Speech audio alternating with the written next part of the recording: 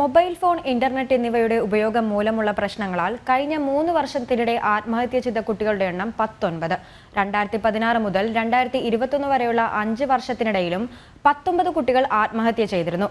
വർഷം കഴിയുന്തോറും ഇത്തരം പ്രശ്നങ്ങളാൽ മരണത്തിന് കീഴടങ്ങുന്നവരുടെ എണ്ണം കൂടുന്നതായാണ് ആഭ്യന്തര വകുപ്പിന്റെ കണക്കുകൾ വ്യക്തമാക്കുന്നത്.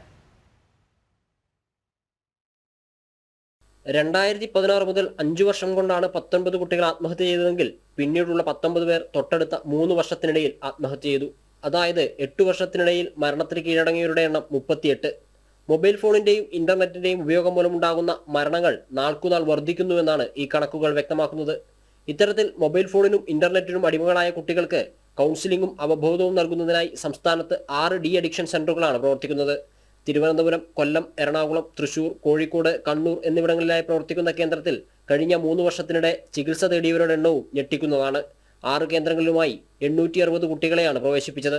അമിതമായ ഡിജിറ്റൽ ഉപയോഗം മൂലം ലൈംഗിക ചൂഷണം, ലഹരിക്കടത്ത്, മറ്റ് നിയമവിരുദ്ധ പ്രവർത്തനങ്ങൾ എന്നിവയിൽ ഏർപ്പെട്ട 22 കുട്ടികൾക്കെതിരെ നിയമ നടപടിയും സ്വീകരിച്ചിട്ടുണ്ട്. ജനം, കോഴിക്കോട്.